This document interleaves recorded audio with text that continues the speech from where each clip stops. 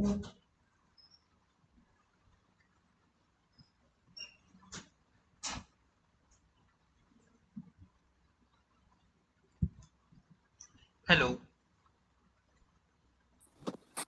Hello, good evening, sir.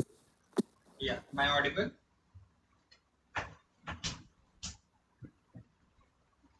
Hello. Am I audible? Hello. Am I audible? Hello. Yes, sir. Okay.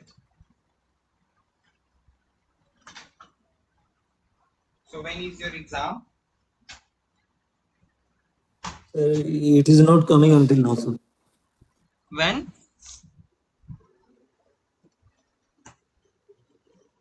When you said? One second, sir. Your voice is not coming properly. Voice not coming, sir. Am I audible? Yeah. So when is your exam? Yes, sir. When is your exam? So 28, 29, sir, like that. 30, 29. Yes. Okay. So how's the preparation going? Sir, good, sir. Just a second.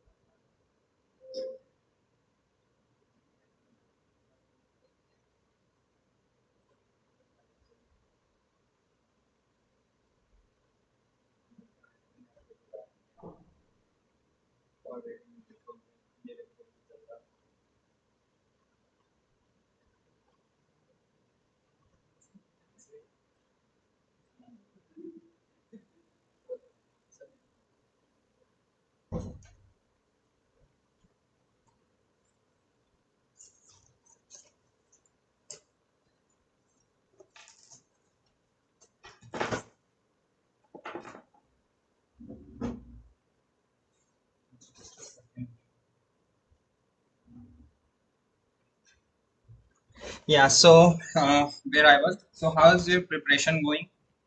What about it's going well? Yes, sir. You started preparing for exam? Sir, now I prepared only for the, assignment. Okay. Maybe this completed, then after that. Okay. So it means you have not started yet.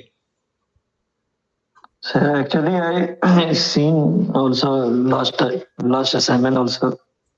No, no. What about the paper? There was most of the portion has been completed, right? Right, sir. So it's just almost 95%, 95. So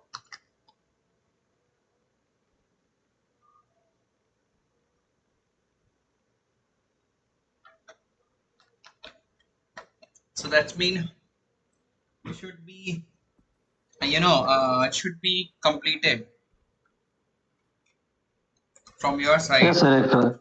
Yes, sir. Approx. Yeah. So yeah, if you have not started, then it would be a very difficult situation, right? So I started, sir. yeah, don't delay it unnecessarily Yes.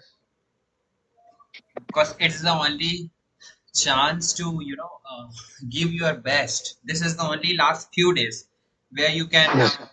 show your potential, your capability, your understanding to the subjects. After that, you can read by your own. That doesn't matter. Obviously, that will matter because you will frequently need it if you want to understand or if you want to see some concepts sometimes in a later in your project. But for this time, it is very important, to focus on your subject because it's just a matter of few days. So don't delay Yes, this and start preparing if you have not sincerely. Just see the assignments question again and again. Try to, read more and more. Try to rewatch the lecture more times if something has been missed from your side. So that's what I can recommend you from my side. okay, sir. Okay. So, okay. Anyways, uh, that's all from my side. And what I can do for this course. I mean, I have taken the necessarily or some relevant concepts which can be helpful for your subjects in a direct or indirect way. But the more efficiency or the more effort it requires from your side also. Yes, sir. Yeah. So okay, it's fine. So let's begin our today's last session. And there is not so many questions, but yeah, some of the questions are there which I will discuss. And also, have you watched the lecture? Then the last module, Yes, sir. all the lectures. Yes, sir. Okay, fine. So yeah, let's begin. So good evening, everyone, and welcome to our last session of this course, Techniques of Material Characterization. And we have reached our week 12. So I hope I gave you a better understanding, knowledge, as well as some relevant questions which would be helpful to solve your assignments to gain the concepts and knowledge in a much better manner. And yeah, so this is our last sessions where we will try to solve some questions and some new concepts which could be helpful for your exam purpose as well as for your assignments. So without delaying, let's start. So yeah, so the first question of the today's session is about the XRD pattern. So it is asking that the XRD pattern for crystalline materials. Okay, remember the crystalline materials, temperature diffuse scattering contributes only in. Okay, so here it is asking about the when you take any XRD for any crystalline material, temperature diffuse scattering. If there will be a temperature diffuse scattering, so it will contribute.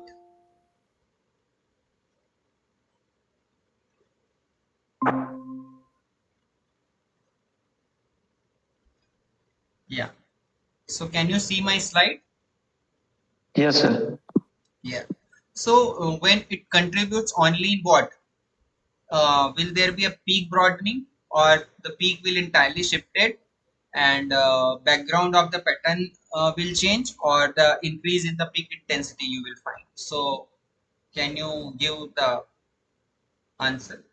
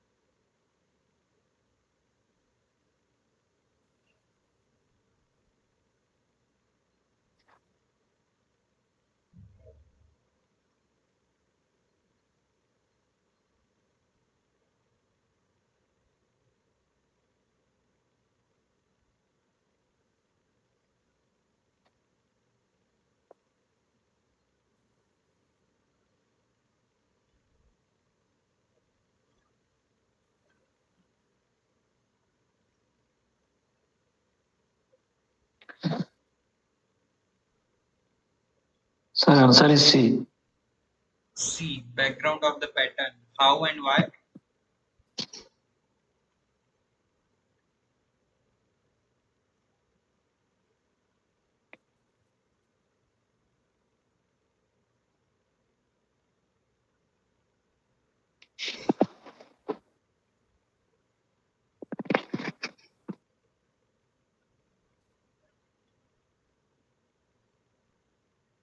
So because of two theta is increasing. 2 theta is increasing. Okay. So it means when there will be a temperature diffuse scattering, the 2 theta value will increase, you are saying. Yes, sir. Okay.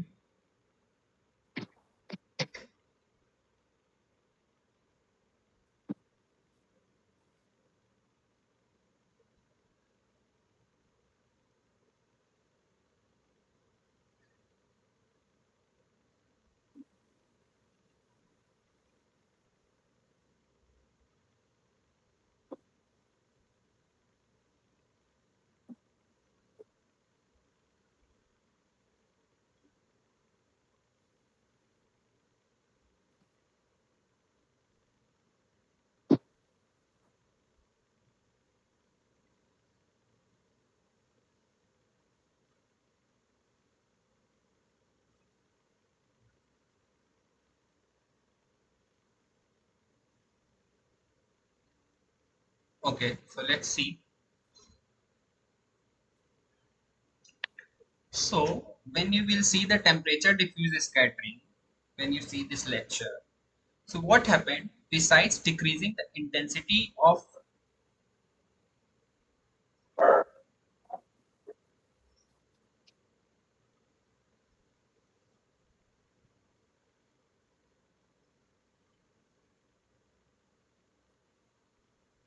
so besides decreasing the intensity of diffraction line, the thermal vibration cause some general coherent scattering in all the direction. There will be thermal vibration also, and because of in all the directions. So because of that, you will find a temperature diffuse scattering. So it contributes only to general background of the pattern, and its intensity gradually increases with 2 theta value. Okay, what you were saying, the intensity gradually increases with 2 theta value. So here the contrast between line, okay, line and the background suffers. So this effect is not desirable for this, and that will be a case where the diffraction lines in the back reflection region scarcely distinguishable from the background. You need to be it should be distinguishable from the background. So the temperature in this type of scattering can cause a scattering at non-Bragg angle, since the displacement of atoms from their mean positions constitutes a kind of crystalline perfection. This leads to partial breakdown of the condition necessary for perfect destructive interference between rays scattered at non-Bragg angle. Okay, so when there will be a no thermal vibration, you will get a peaks like this. But when there will be thermal vibration, this will change from this to this. Okay, so this is, you will see how the thermal vibration of the atoms on a powder pattern. Okay, it will looks like this. So that's why you can see here the background of the pattern. Here you can see it contributes only to the background of the pattern and its intensity. You can see here the intensity is different, and here the intensity is different. Okay, gradually when we increase the 2 theta value, intensity will decreases.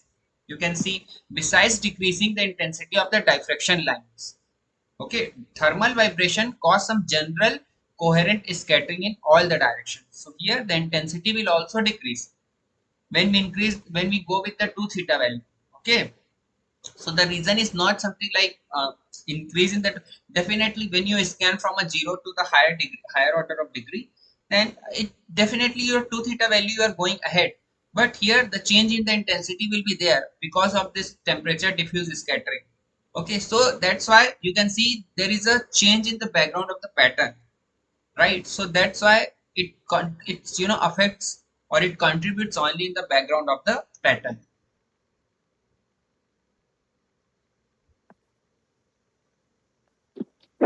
Now in powder diffraction, the absorption factor is equal to what?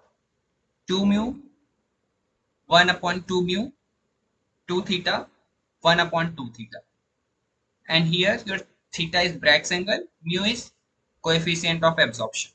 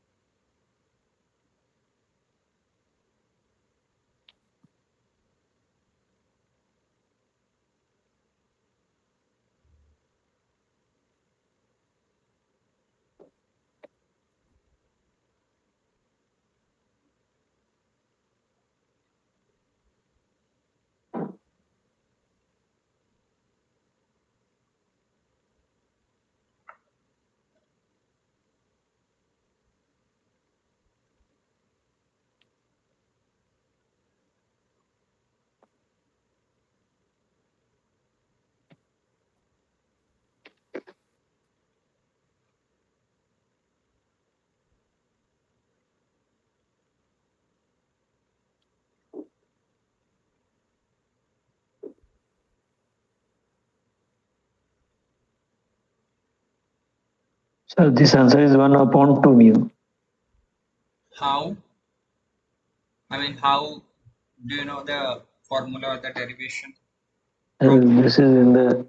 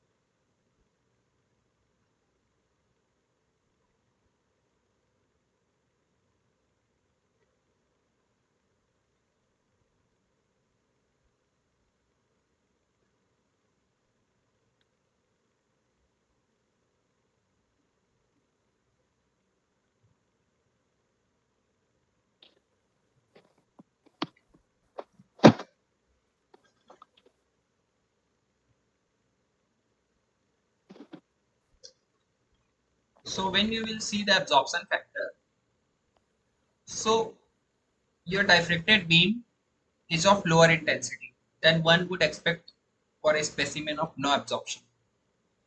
Now your absorption factor, which is nothing but a theta, number which is what? Number by which the calculated intensity is to be multiplied to allow for absorption. The calculation of this absorption factor depends on what? Geometry of the diffraction method involved. Relative absorption increases when the theta is decreases. Okay, when your theta value will be lower, then your relative absorption will be higher for any given cylindrical specimen. The incident beam is very rapidly absorbed and most of the diffracted beam imaginated in the thin surface layer of the specimen. You can see here, this is absorption in D by Scherrer specimen. This is a general case. This is a highly absorbing specimen. You can see here there is some different pattern and it is a highly absorbing. Okay.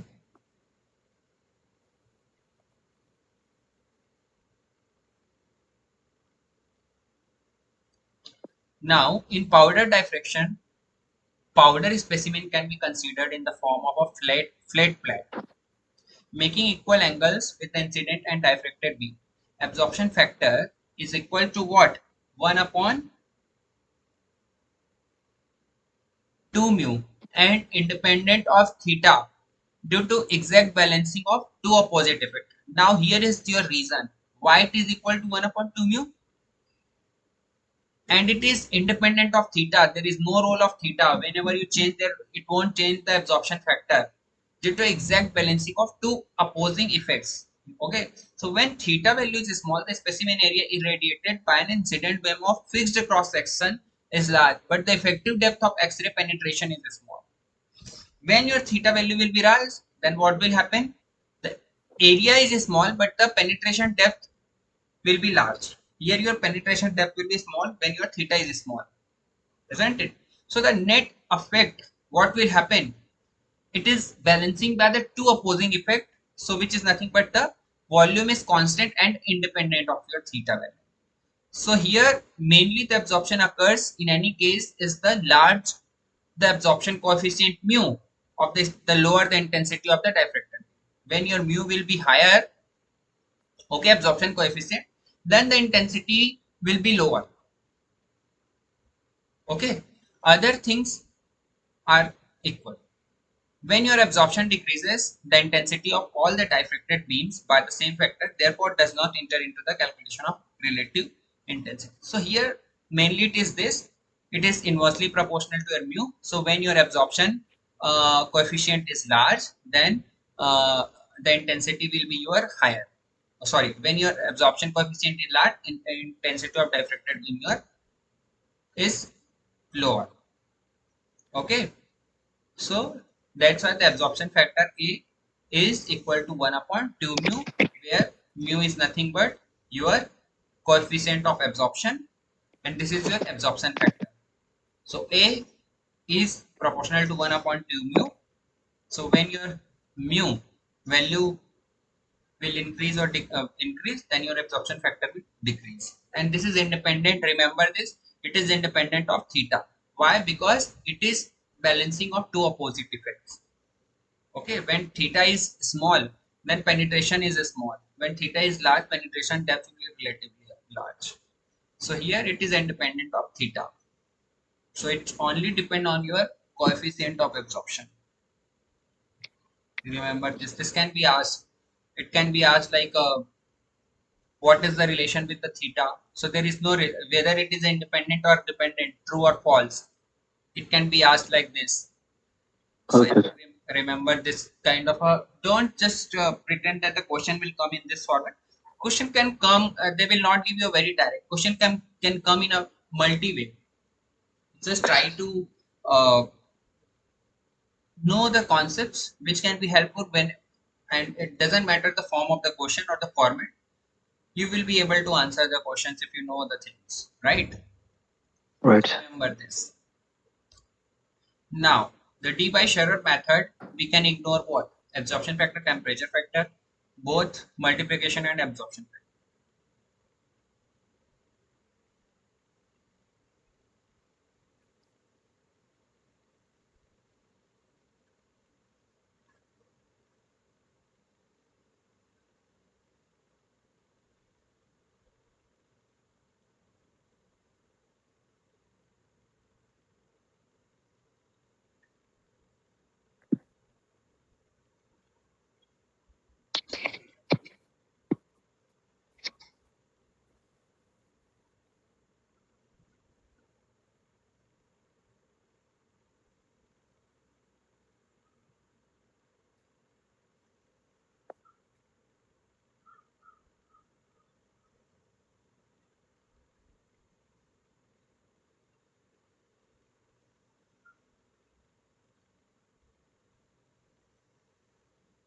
Sir, answer is B, C, sir.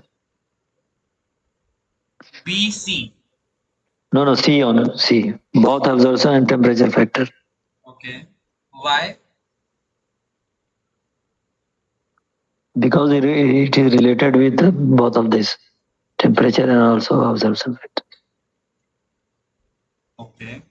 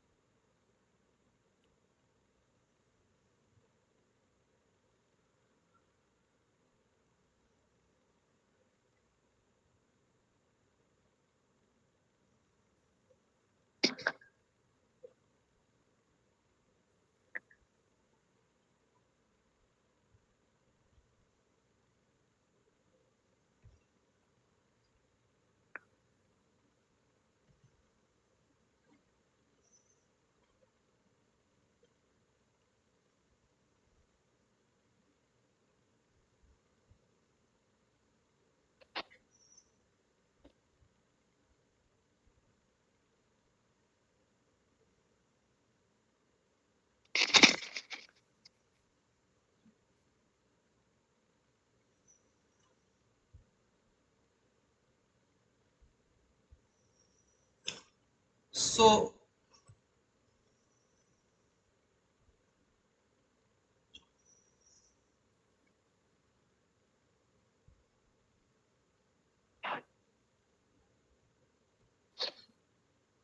so here in the temperature and the absorption factor, you can see here,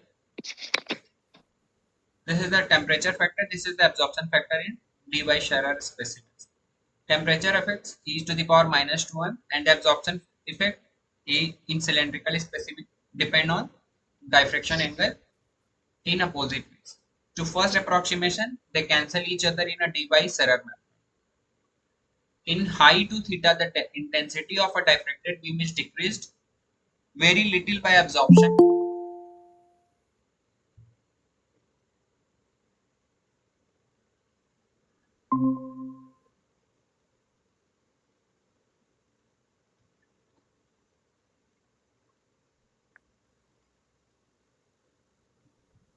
Okay, so very, yeah, by absorption, but very greatly by thermal agitation.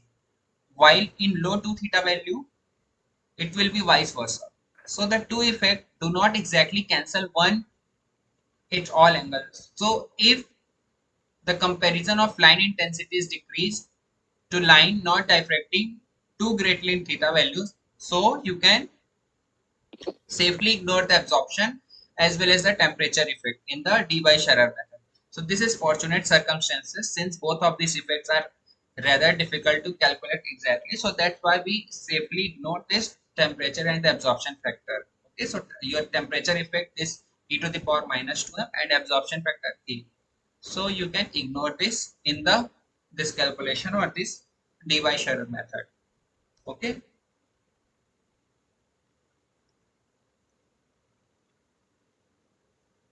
Now in XRD, when we increase the temperature, the maximum intensity of the peak decrease, increase, or depend on the material, or it will be the same.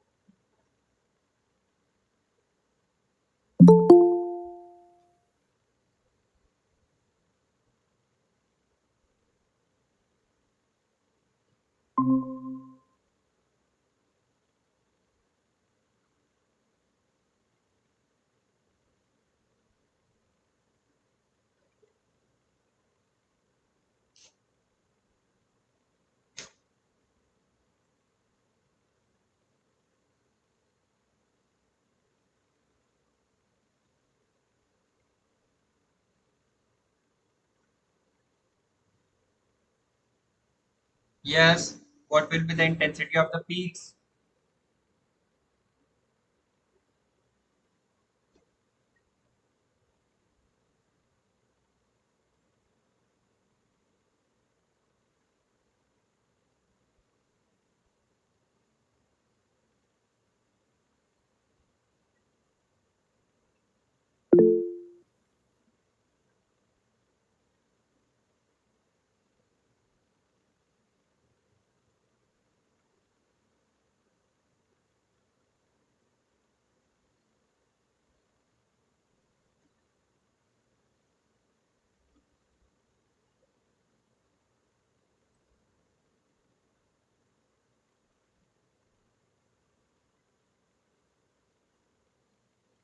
So Nikshita is saying A.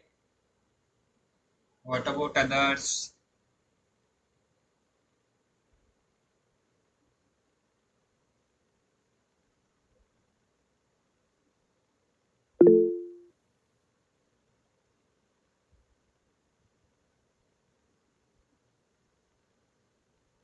A. Let's see. Yes. So it is very simple.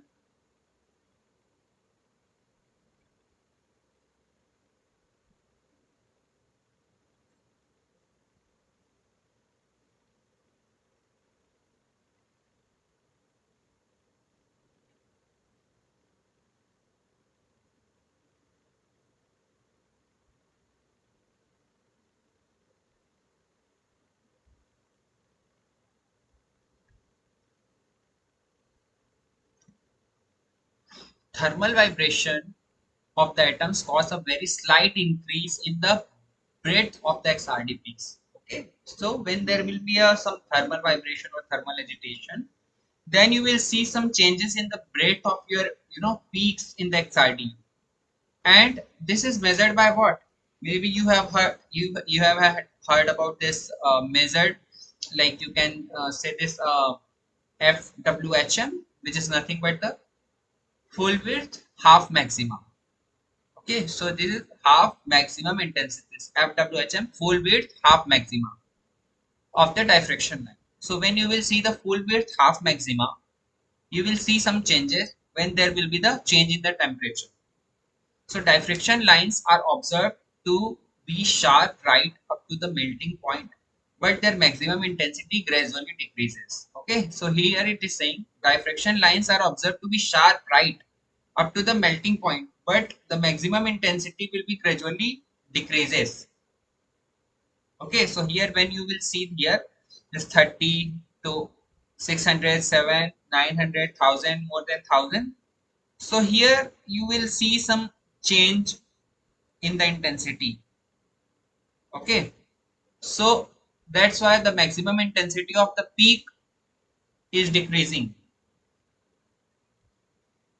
Okay, so here when you will see the intensity is higher, here lower, and here it is lower. So that's why the intensity of the peaks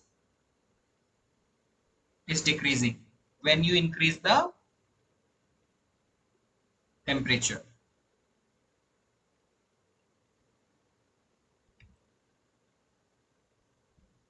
Now it is very simple for any material scientist. Identify the material from the XRD. So these are your patterns. Now you identify which belongs to the which material.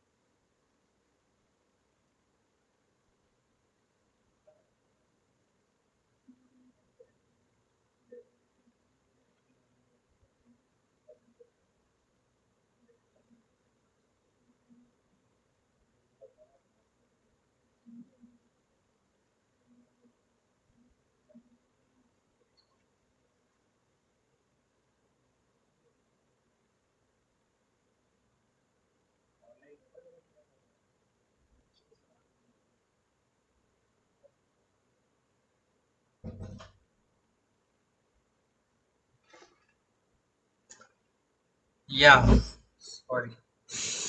So what was the answer? No, you didn't give answer.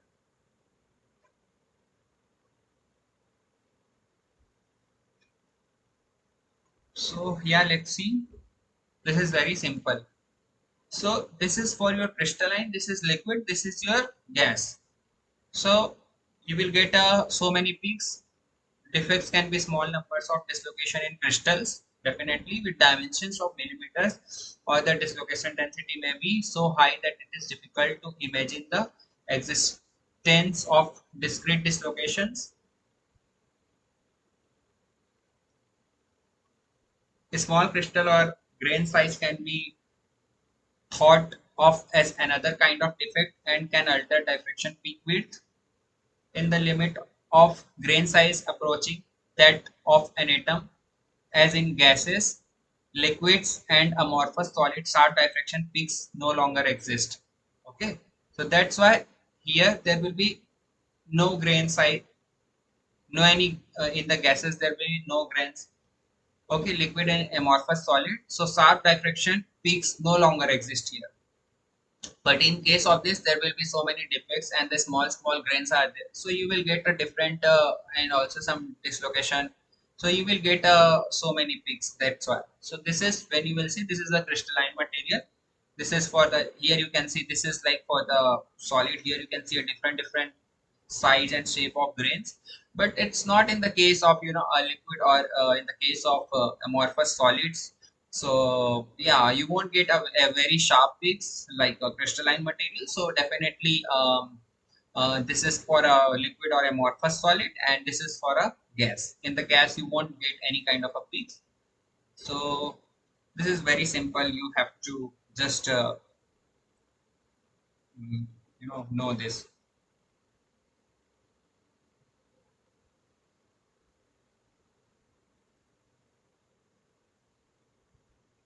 Okay, sir.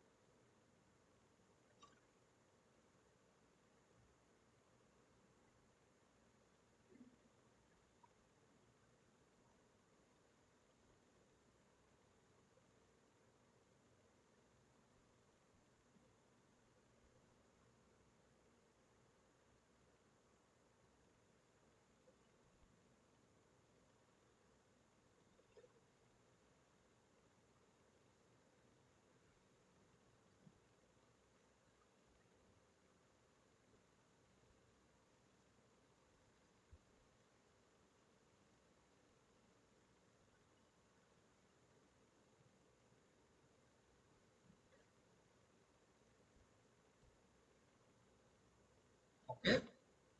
So yeah, this is for the crystal liquid. So here, this is for your crystal. So where is your crystal? In A and B, both are crystal.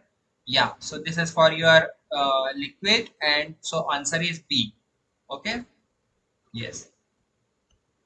Now, the which I explained, full width half maxima is measured in unit of length, unit of angle, arbitrary unit, or inverse of the length.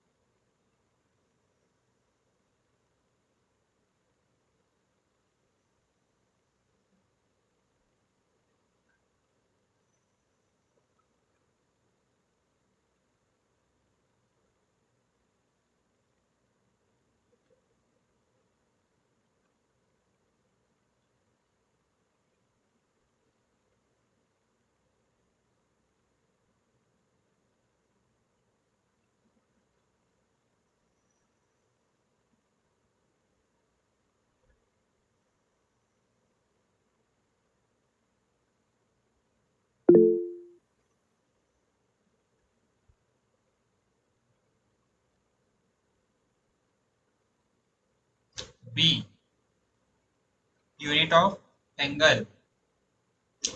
First of all, you have to know what is full width half maxima. Okay,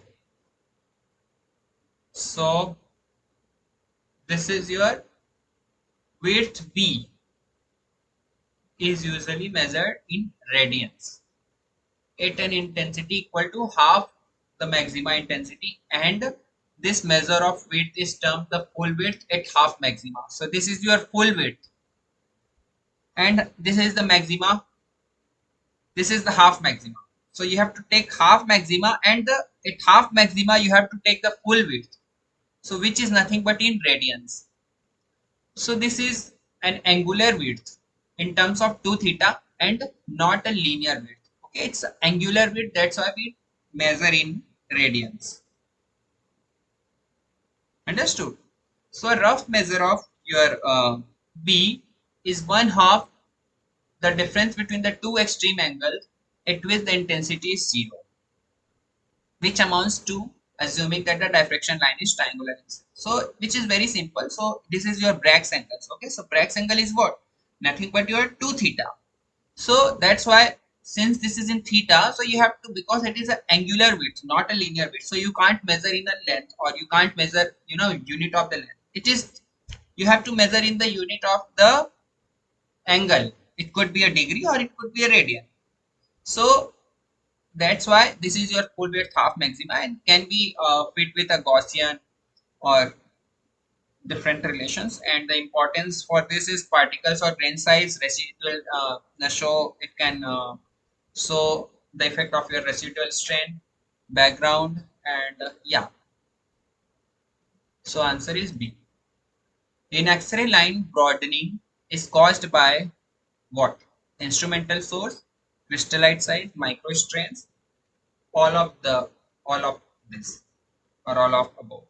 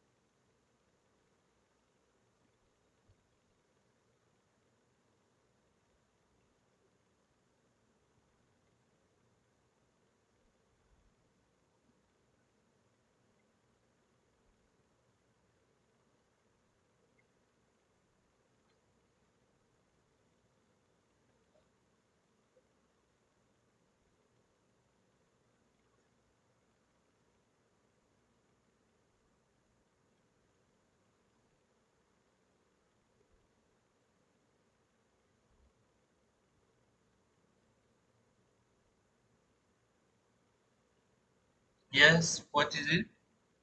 Why it is caused? When you will see the broadening, what could be the reason?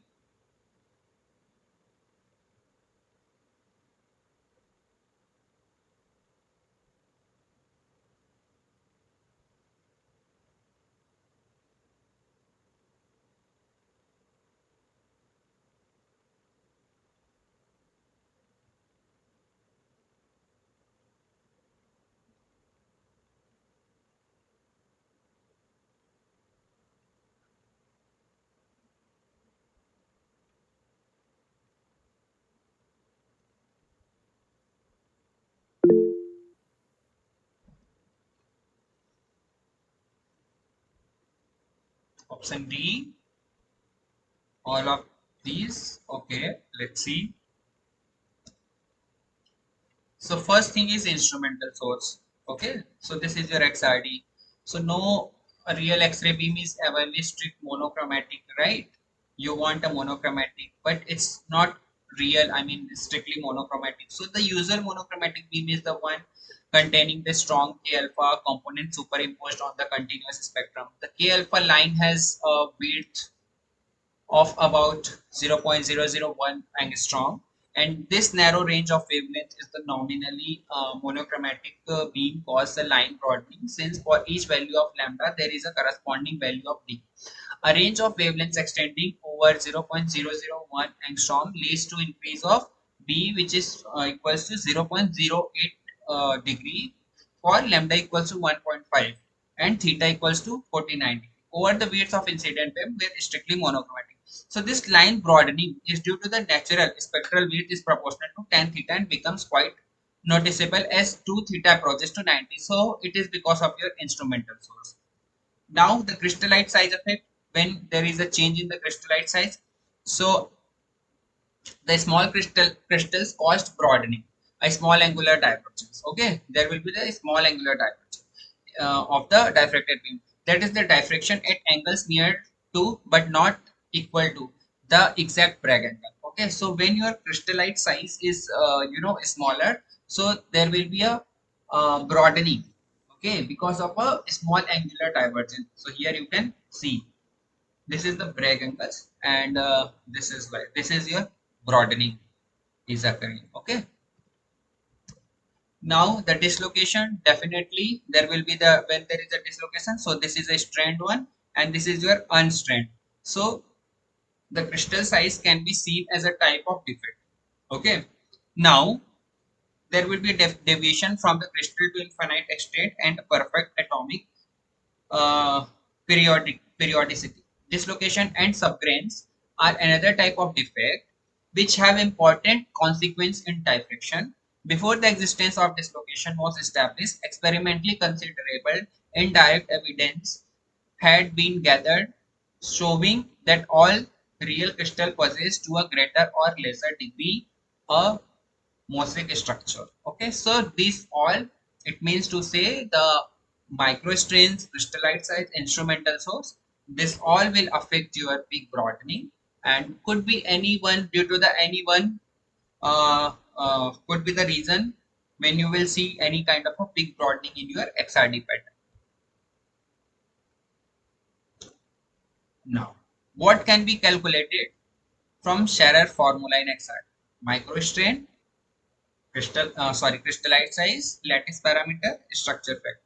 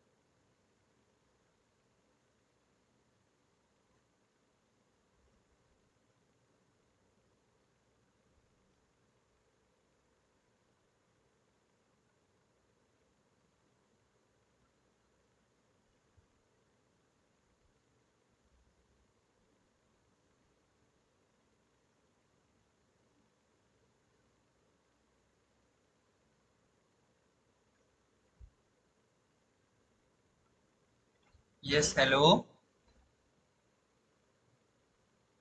What can you calculate?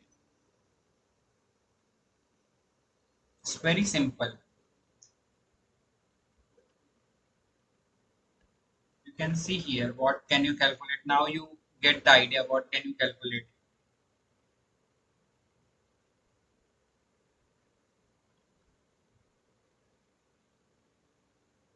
Okay. What is this? Crystallite size. So in this formula, to estimate the size of the crystallite from the measured width of their diffraction curves. So this is the crystallite size equals to, which is your zero point 0.9 lambda by b cos theta, where value of zero point 0.9 or 1 is used depends on the shape, where a value of zero point 0.9 you can use or 1 is used depends on the shape of the crystallite assumed to be in the sample. The order of the magnitude of crystallite size effect, lambda equals to 1.5, d equals to 1 angstrom, and theta equals to 49. Then for a crystal of 1 diameter, the b value due to the size effect alone would be around 2 into 10 to the power minus 7 radian, or 10 is to power minus 5 degree. So such a crystal would contain 10 is to power 7 parallel lattice planes of the spacing assumed above. However, if the crystal were only 500 angstrom thick, it would contain only 500 planes. The diffraction curve would be relatively broad, namely about b 4 into 10 is to power 7 radian, or zero point 0.2 degree, which is easily measurable. So here when you will see this kind of a numerical can be asked in your exams, that how to calculate. So this is your crystallite size. So here you can take a zero point 0.9, lambda value will be 1.5 angstrom, and here theta value will be given, and the b value is due to is would be about this is the your b value. It depends, it could be also given. So you can easily calculate the crystallite size. This is the formula. Okay, so please keep remember this formula. Do not forget, because this kind of a easy formula based question can be directly asked, and it's nothing to remember so much. So this is a very simple. Okay, so the answer is B. Crystallite size you can measure by this formula. Broadening of XRD peaks from instrumental source is due to parallel incident X-ray beams, non-parallel incident X-ray beams, presence of K beta X-ray, imperfection in the sample. What it is due to?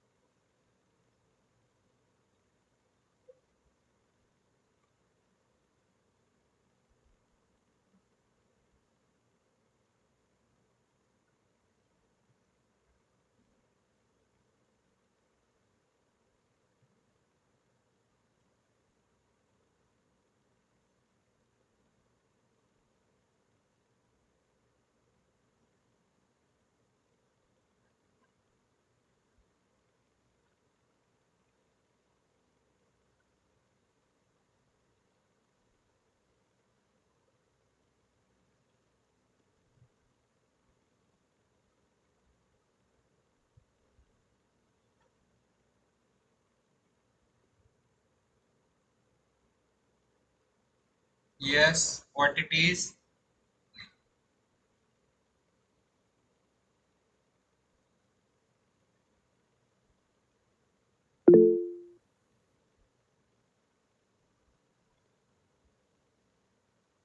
B. Non-parallel incident of X-ray beam. Okay. So yes, non-parallel incident X-ray exists in any real diffraction experiment since the perfectly parallel beam assume an ideal. It's not always to be a perfectly parallel. So there in reality there will be the incident X-ray is the non-parallel. Okay. So any actual beam of X-ray contains divergent and convergent rays as well as parallel rays, so that the phenomena of diffraction at angles not exactly satisfying the Bragg slot express. So because of this non-parallel incident X-ray beams, there is a broadening of the XRD peaks. So yeah, this is true. This is primary X-rays, and these are like some non-parallel incident. Okay, there would be divergence or convergence of your X-rays. So yeah, because of that, there will be the peak broadening. In XRD, tensile uniform strength causes peak shift from the original Bragg's angle to the left, right, up, or down.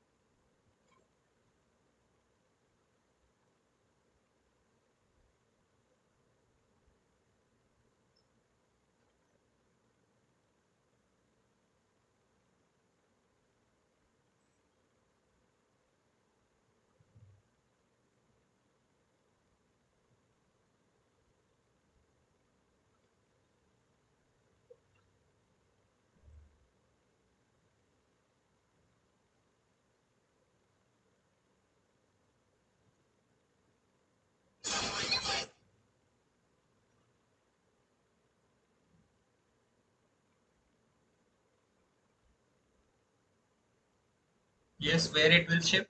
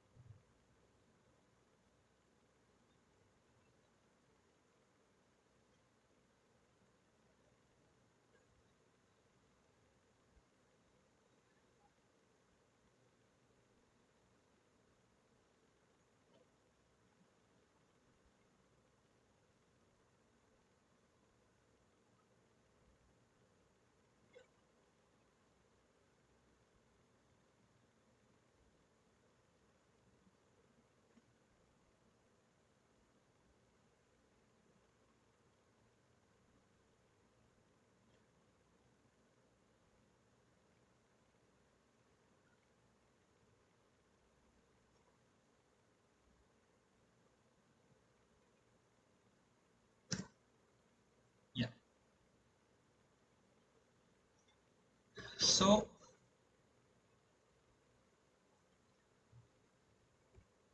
you can see here it is no strain, so no broadening. Now when it will be uniform strain will be applied, then there is no broadening. But non-uniform strain, then peak broadening will happen. Okay.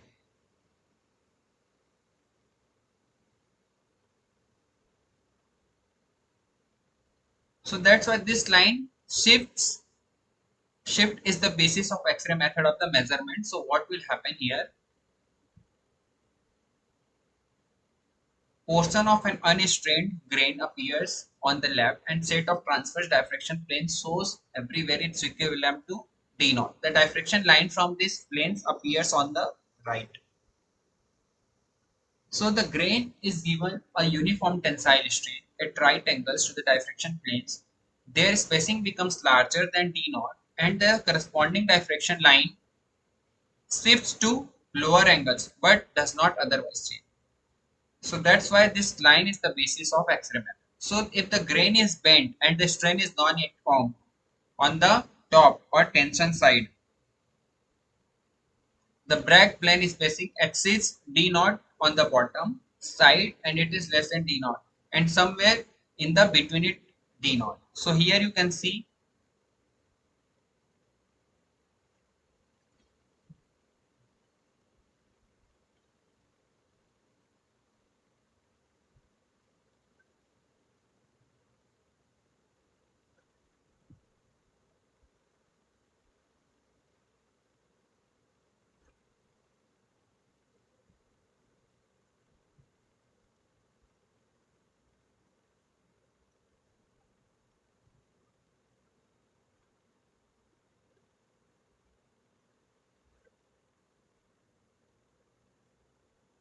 okay. So there is no broadening and shift to the peak this side when there is a strain. So tensile uniform strain cause peak shift from original Bragg angle to where? Here you can see the shift is this side and this side is what? Left. Here you can see this is a left side. When there is a strain, peak will be shifting. But no broadening will take place because of the uniform strain. But if it is like a non-uniform strain, definitely there will be the peak broadening and shift of the atoms because of the shift of the atoms from their ideal position. Okay.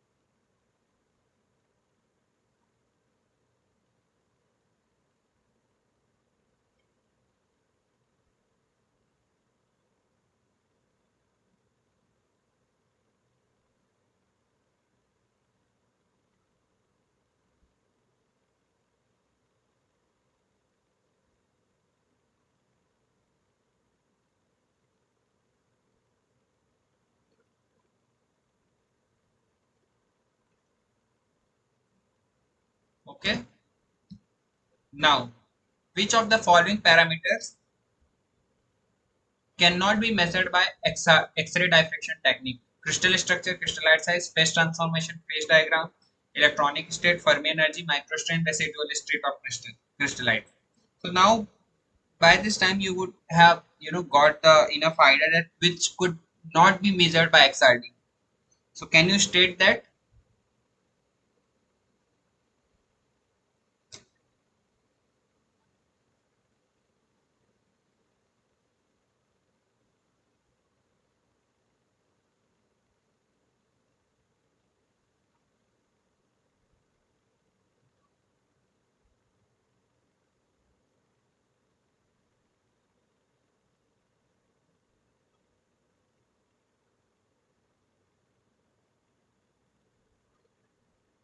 Can you say that which cannot be measured? Which parameters?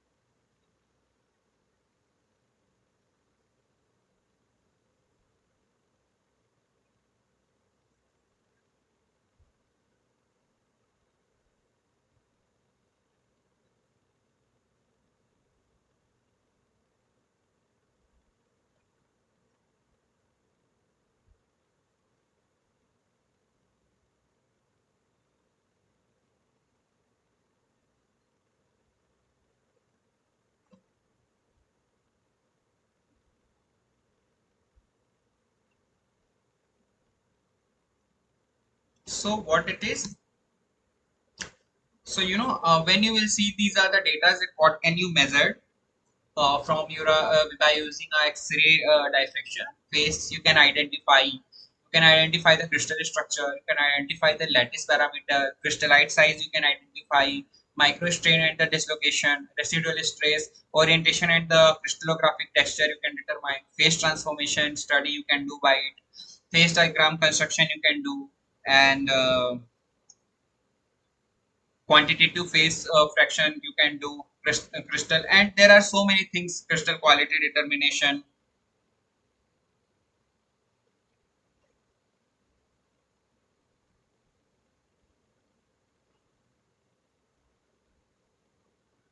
So these are some things, but here you won't see, I mean, some kind of electronic state or the Fermi energy. You can definitely residual state, phase transformation, crystal structure, crystallization. But yeah, this is something that you can't measure by, electronic state or some, which is something like a electronic property of your material that cannot be measured by X-ray diffraction. And for that, if you want to measure this kind of parameters, there is a separate technique by which you can measure the electrical and electronic property of your material. So yeah, this you can't measure, and rest of it you can measure. Many parameters you can measure by using your XRD technique. So yeah, this is good. So now the question is, XRD pattern for polycrystalline material in JCPDS file contains what? Straight line with a definite spacing, broadened peaks with a definite spacing, only one broadened peak, a curve with a big hump. For just remember polycrystalline material.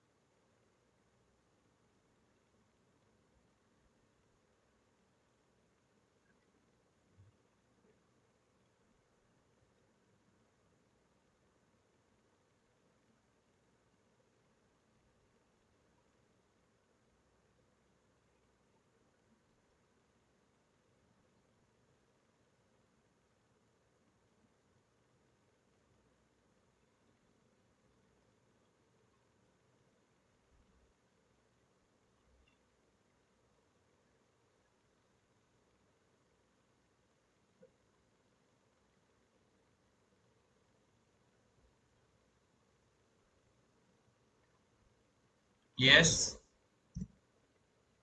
So here you can see it is very easy. It is asking for the polycrystalline material. Okay. So for polycrystalline XRD pattern as received the glass and the glass ceramics crystallized at 897 degree. This is for that, and the structure of ice crystalline from supercooled water experiment calculated XRD diffraction pattern. So here you can see for the where is the yeah, this is for the amorphous, this is cubic ice, this is hexagonal ice, this is experimental. So when you will see the polycrystalline, then I mean there would be so many straight lines with a definite spacing. It's not like a broadened peaks. Broadened peaks you will see in a amorphous or in a liquid, or only broadened peaks or a big hump. But for the polycrystalline, it should be a very definite spacing with a straight lines. So here you can see this is a polycrystalline, and here so many peaks will be there in the definite spacing. It's not like a hump. Here you can see in the amorphous size there is a hump. Okay, here this is a glass. Here you will find a hump, but it's not in the case of polycrystalline material or the crystalline material. You will see so many peaks here. Okay,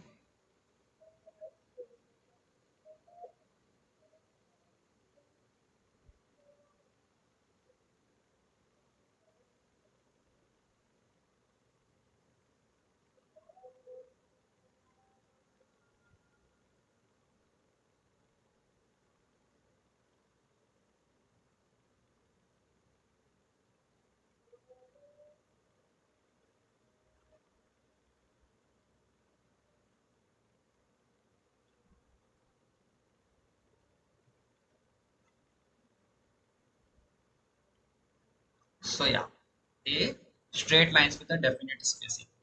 How can we determine the micro texture of polycrystalline material using Kichuki lines?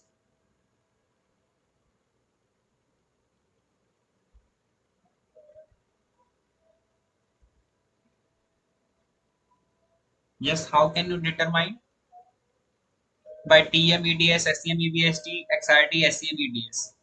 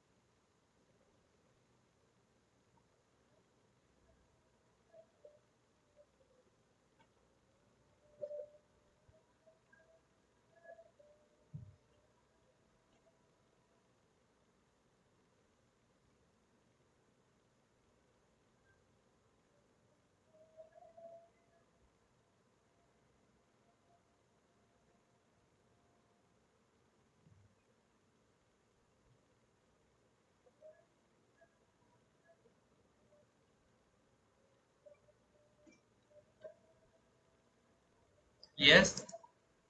So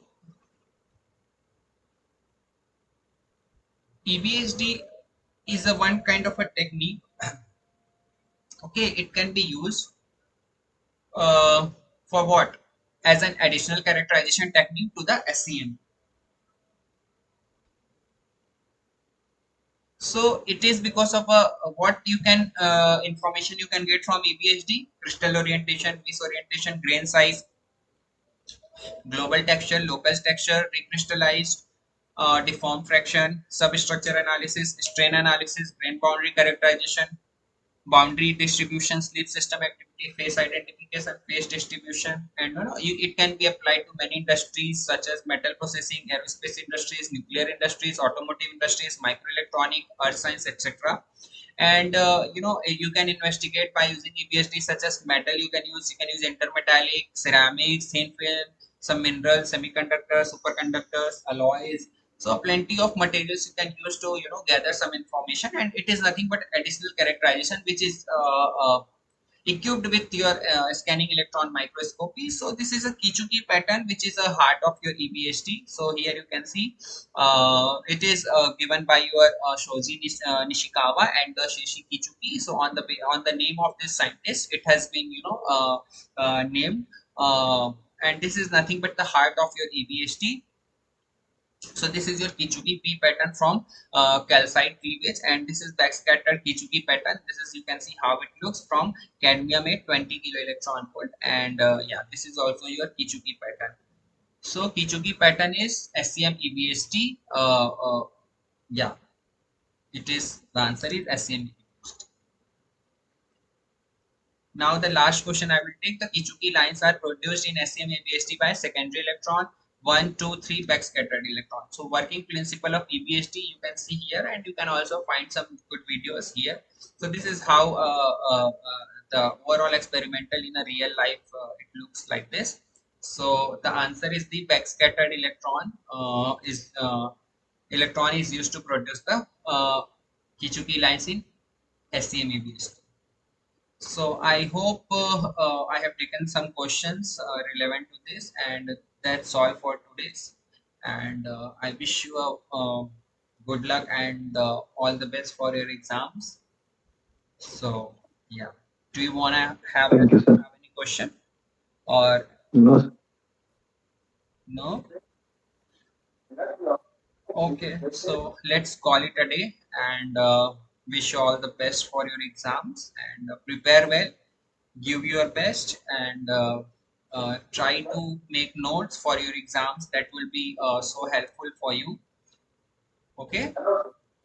okay, sir. Okay, so yeah. Good day and thank you. Thank you.